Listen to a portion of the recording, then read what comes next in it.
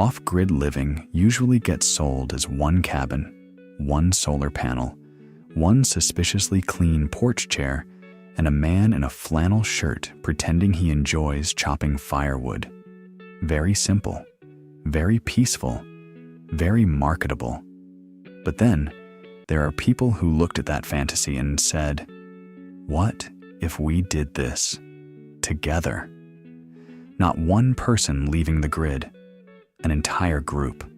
Families, artists, spiritual seekers, desert squatters, eco-builders, retirees, survivalists, and at least a few people who probably own more water tanks than furniture.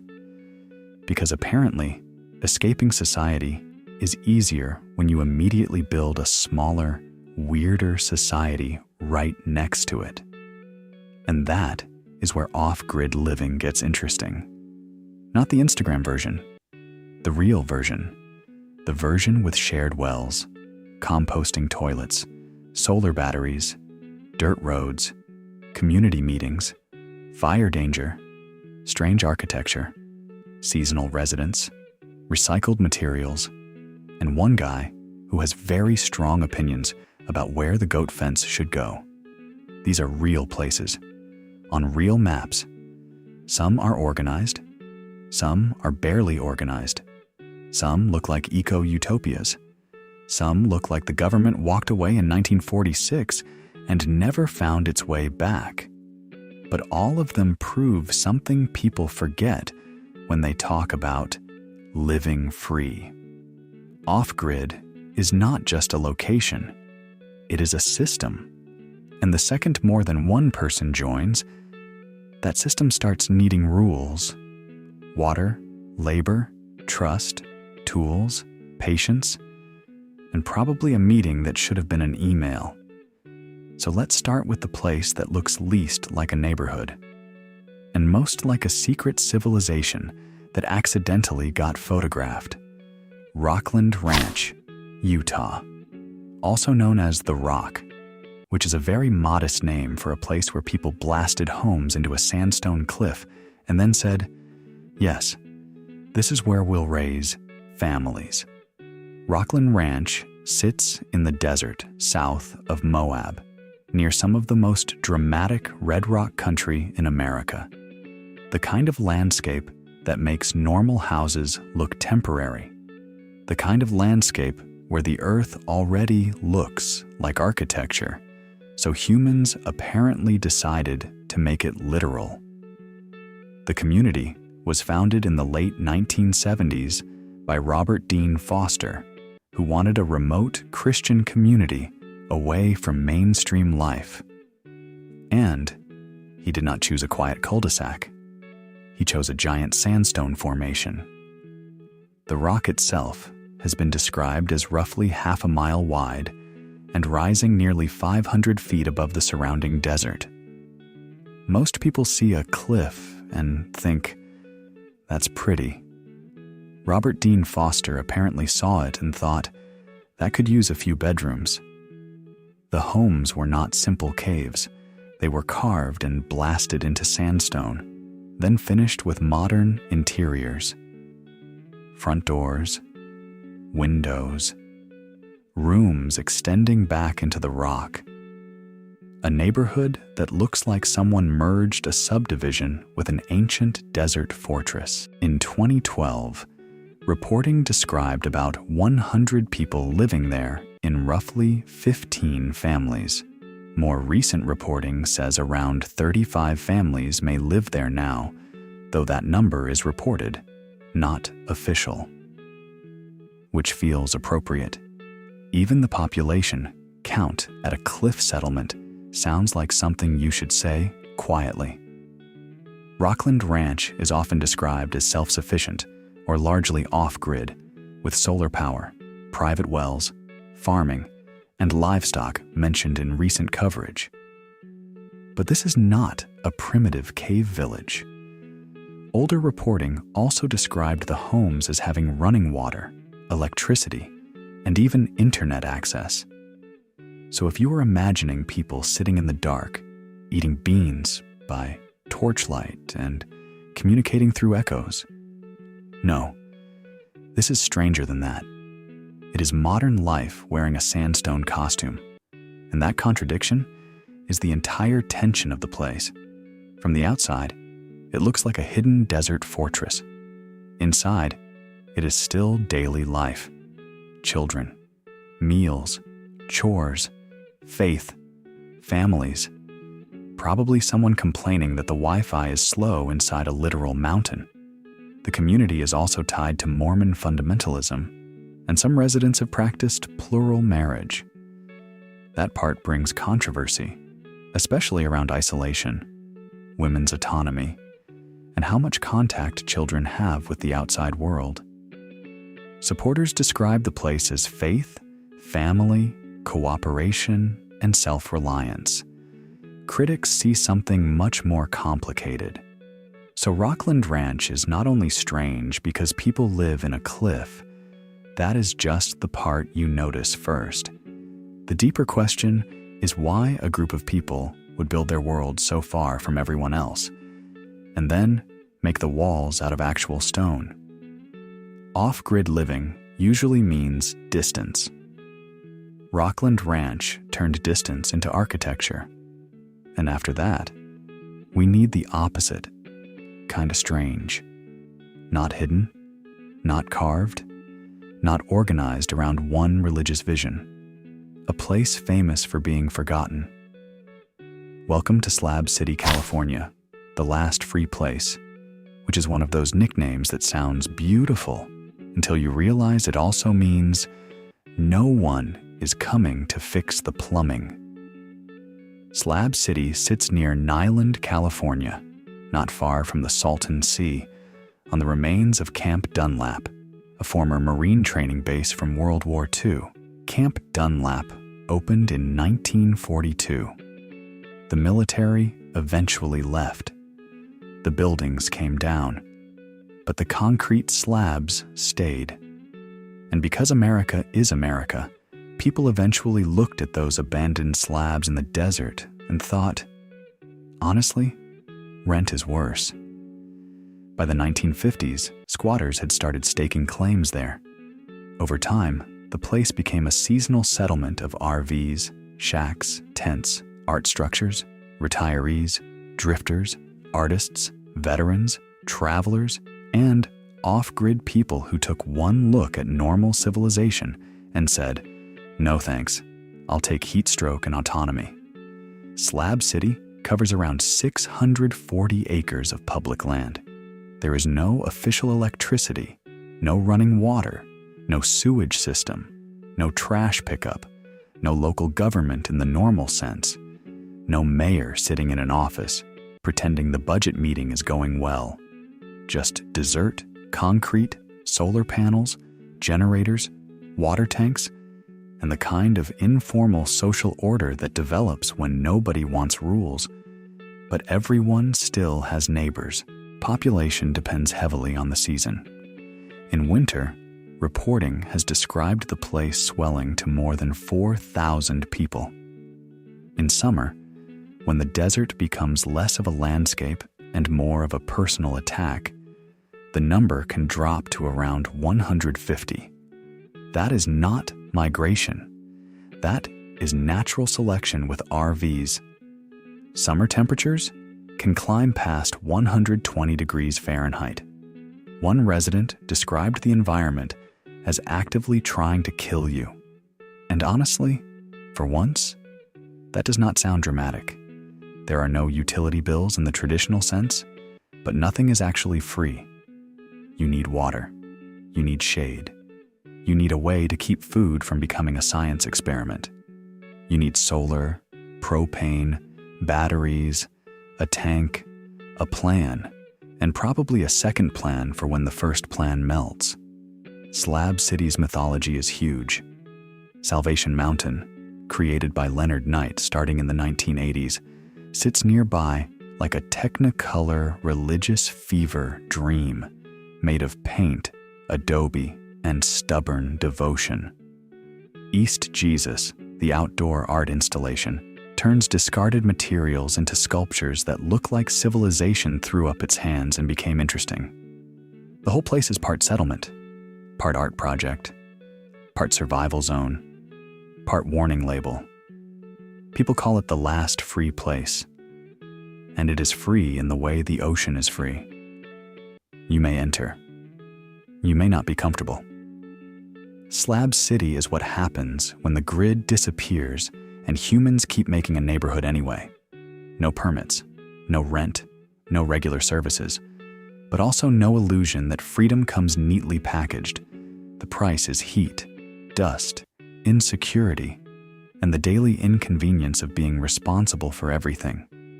Which is funny, because that is the part off-grid influencers tend to edit out. They show the sunset. They do not show the sewage question. Slab City does, very openly, sometimes with graffiti.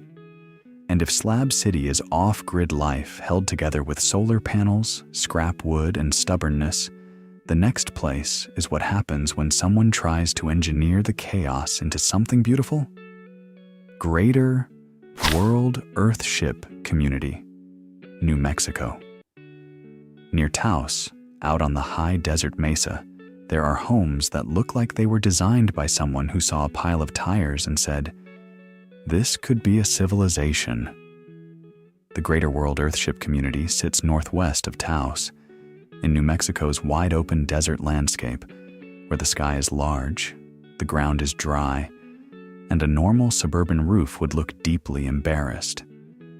This community covers more than 300 acres of shared land, and unlike some places where off-grid is used as a vibe, this one is described by local tourism sources as fully off the grid, using solar and wind power.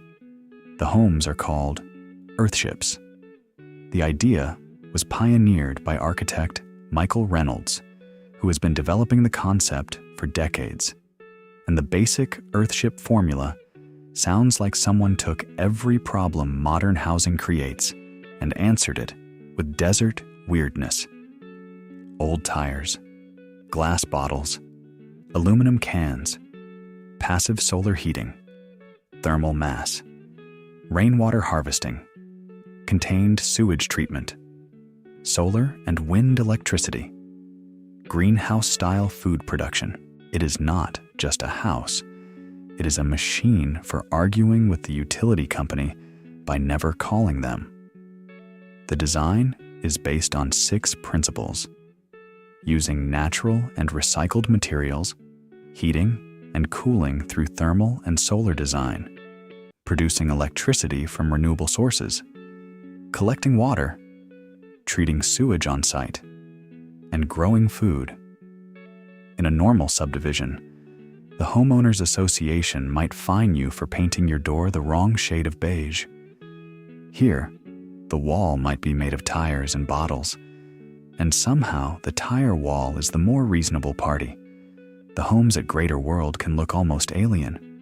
Curved walls, glass bottle patterns, greenhouse fronts, thick earth-packed structures tucked into the mesa. From a distance, some of them look less like houses and more like something that landed quietly and decided property taxes were optional. But this is not Slab City. It is not chaos. It has rentals, tours, a visitor center, an academy. There are people who can explain gray water systems with the calm confidence of someone who has had this conversation 16,000 times. That makes the place stranger, not less strange, because here, the tension is not survival. It is design. Earthships take the off-grid fantasy and make it architectural. They are strange because they are extremely intentional. Every bottle, every tire, every window angle is part of a system. And this is where the normal version of housing starts to look a little suspicious. Mainstream housing calls itself normal, then depends on a power grid, a water grid, a sewer system, a gas line, a road network, a mortgage industry, and 47 forms of insurance just to function. An Earthship says, what if the house handled more of that itself? And suddenly, the house made of garbage starts to sound less ridiculous. greater world feels like the polished cousin of off-grid America, the one who still lives in the desert but has a brochure, which is why the next place is so disorienting, because it does not look like a commune. It does not look like an art project. It looks almost normal, and that is the strange part. Three Rivers Recreation Area, Oregon. Three Rivers is in central Oregon, near the Metolius, Crooked, and Deschutes rivers. At first glance, it does not sound like the kind of place that belongs in a video about strange off-grid communities. It has roads, lots, vacation homes, a marina store, a beach area, a boat launch, picnic areas, a social building. It sounds organized, almost suspiciously organized. Then you reach the detail that changes the whole place. There is no public utility district. In other words, the grid did not come. And instead of giving up, people built a community around that absence. Three Rivers covers about 4,000 acres. Reporting from 2018 described around 600 rustic properties and about 85 full-time residents. But in summer and on weekends, the population can swell dramatically, sometimes reaching 5,000 to 6,000 people when vacation homeowners and guests arrive. That is a wild swing. In winter, it is an off-grid community. In summer, it becomes a small civilization with boat trailers. Every home generates its own power. Solar is common. A few homes have used wind. Generators exist because even the most optimistic solar person eventually meets a cloudy week and becomes practical. Water can come from wells or cisterns, and there is a commercial well service that can deliver water. So this is not the lonely wilderness fantasy. This is managed inconvenience, organized self-reliance, the kind of place where someone may own a very nice house, a very nice boat, and still have to think about battery storage like a doomsday prepper with a lake membership. That is what makes Three Rivers useful in this story. It breaks the stereotype. Off-grid does not always mean a hermit cabin with a smoking chimney. Sometimes it means a gated recreational community where the roads exist, the neighbors exist, the beach exists, but the utility grid apparently looked at the map and said, "Not my problem." Three Rivers feels like two ideas that should not fit together: rustic off-grid infrastructure and vacation home normalcy, private beaches and propane, solar arrays and summer guests. A place developed enough to have recreation amenities, but independent enough that every comfort still has to be produced, stored, hauled, maintained, or fixed. That is a more honest version of off-grid living than the romantic one. Not dramatic, not tragic, just practical. You want the view? Great. Now learn your electrical system. And from there, the story moves into an even harder question.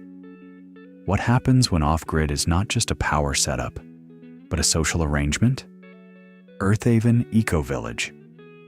Earthaven sits in western North Carolina, about 45 minutes southeast of Asheville, on 329 acres of mountain land. It was founded in 1994.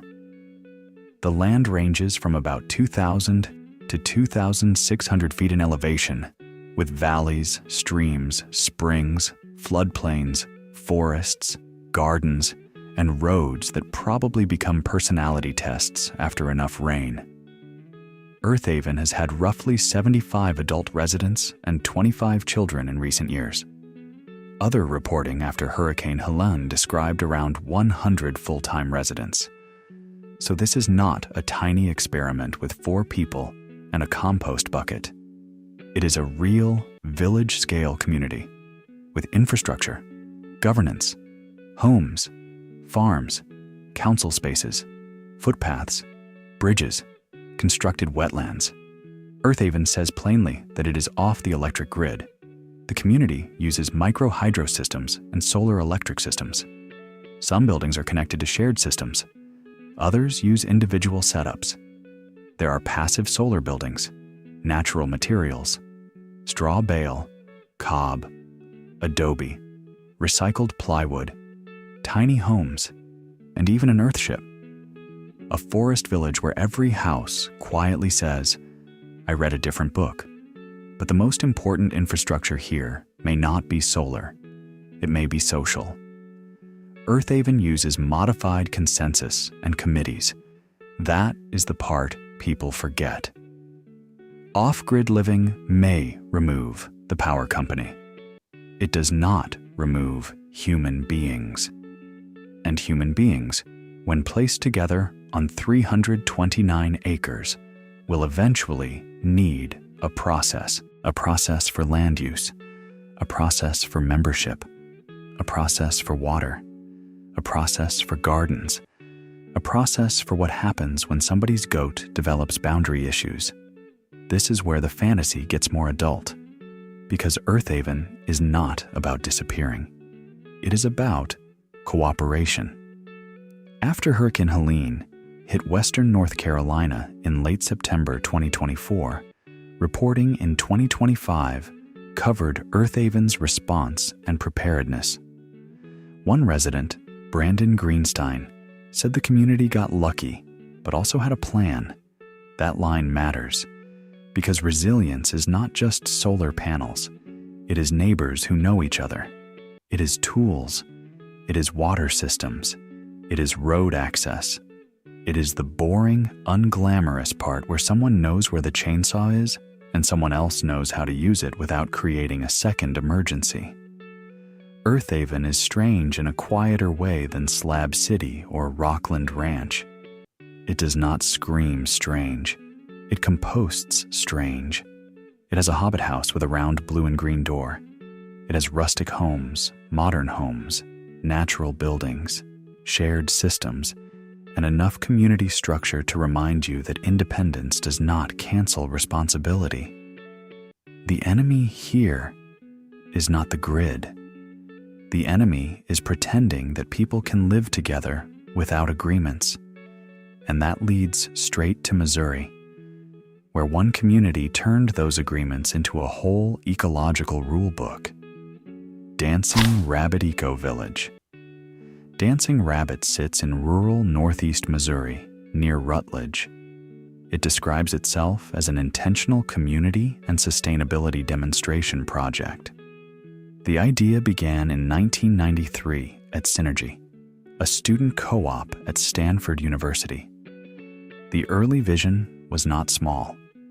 They imagined an eco-town of 1,000 people. Because apparently, when young idealists dream, they do not start with maybe 12 houses and a shared garden. No, straight to 1,000. The group eventually left California, searched for land, and on October 1st, 1997, signed papers for 280 acres in Missouri. The price was $190,000. The land had the qualities they wanted: affordability, no zoning, no building codes, food growing potential without unsustainable irrigation, and proximity to another intentional community. That checklist is revealing. It was not just find pretty land. It was find land where the system will let us experiment. Today, Dancing Rabbit's land includes 6 ponds, a small creek, 40 acres of woodland, around 30 acres planted with more than 12,000 trees, about 20 acres of native prairie grasses, and 160 acres enrolled in the Conservation Reserve Program. The actual village footprint is much smaller, around 10 to 15 acres, with at least 50 acres set aside for food production. The long-term target remains ambitious: 500 to 1,000 people. Current design work has sketched space for up to 300. That gap between vision and reality is not a failure. It is the story. Dancing Rabbit is a place where the future was planned in big numbers, and then daily life arrived carrying a wrench. The community has ecological covenants and sustainability guidelines. Members agree not to use or store personal motorized vehicles on the property. Fossil fuels are not to be used for powering vehicles, space heating, cooling, refrigeration, or domestic hot water. Electricity produced there must come from sustainable sources, and imported electricity has to be balanced by sustainable generation exported back. That is not a casual, we recycle sometimes lifestyle. That is a legally structured argument with modern consumption, and it creates the sharpest contradiction in the whole video. People imagine off-grid living as freedom from rules. Dancing Rabbit is full of rules, just different ones. Rules chosen by the community. Rules meant to protect the land. Rules that replace the mainstream system with a self-written one. Which sounds beautiful until you remember that rules still require people to agree, interpret, enforce, revise, and occasionally complain about them over dinner. Dancing Rabbit's weirdness is not as visual as a cliff house or an Earthship. It is philosophical. It is a village asking, what would daily life look like if sustainability was not a slogan, but a binding agreement? And whether you find that inspiring or exhausting probably says a lot about how you feel about community meetings. Still, Dancing Rabbit belongs here because it shows one of the most important truths about off-grid communities. You can leave the grid. You can leave car culture. You can leave fossil fuel dependence. You can leave some of the systems you were born into. But unless you live completely alone, you will build new systems, and then someone has to maintain them. Our final stop takes that idea somewhere quieter, higher, more spiritual. A mountain community in New Mexico where off-grid infrastructure, retreat culture, wildfire history, and one of the most famous counterculture books in America all meet on the same land. Lama Foundation. Lama Foundation sits near Taos, New Mexico, adjacent to Carson National Forest. It was founded in 1967 by Steve Durkee, later known as Nuruddin, Barbara Durkee, later known as Asha Greer, and Jonathan Altman. The community incorporated as a nonprofit in 1968. It is a spiritual community, educational facility, and retreat center, not tied to one single tradition, but open to many, which is a very New Mexico way of saying, there will be silence, there will be mountains, and someone has probably thought deeply about tea. The land covers 106 acres at about 8,600 feet elevation, roughly 20 miles north of Taos. Fresh water comes from a mountain spring. Electricity is described by the foundation's own material as 100% solar. There are greenhouses, gardens, guest housing, shared wash facilities, outhouses, composting toilets, hermitages, a library, a kitchen, community spaces, and sacred spaces like the dome and prayer room. So, yes, this is off-grid, but not in the I hate everyone and moved behind a locked gate sense. It is off-grid as spiritual discipline. Less bunker, more morning silence. Lama also has a direct connection to Ram Dass, formerly Richard Alpert. He came to Lama in 1970 after his first pilgrimage to India. The material that became Be Here Now was originally printed through the community as From Bindu to Ojas before being reformatted and mass-published by Random House in 1971. That is a serious cultural footprint. Be Here Now became one of the defining books of American spirituality and counterculture. And part of that story runs through this mountain community powered by sun, spring water, and people willing to live with fewer conveniences than most Airbnb guests can emotionally process. Lama's original 3 rules were simple: no drugs, daily meditation, marital fidelity. A short list, but not a casual one. The current visitor culture still includes morning silence, no drug or alcohol use, electronics only in designated areas, and shared facilities. So freedom here does not mean doing whatever you want. It means entering a place with its own order, its own rhythm, its own discipline. Then came the fire. On May 5th, 1996, a massive forest fire burned about 7,500 acres of national forest and nearly wiped out Lama Foundation. 22 buildings were destroyed. The dome complex and kitchen survived. After that, the community rebuilt with more emphasis on permaculture, natural building, straw bales, cob walls, passive and active solar heat, and clean water.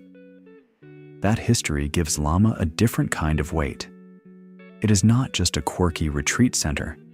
It is a place that was almost erased, then rebuilt itself around the same ideas of simplicity, spirituality, and resilience. Today, the year-round resident circle is much smaller than the summer population. The foundation says around 8 to 12 residents may live there through the year, while summer can bring up to 100 people onto the land, including teachers, retreatants, stewards, volunteers, and guests.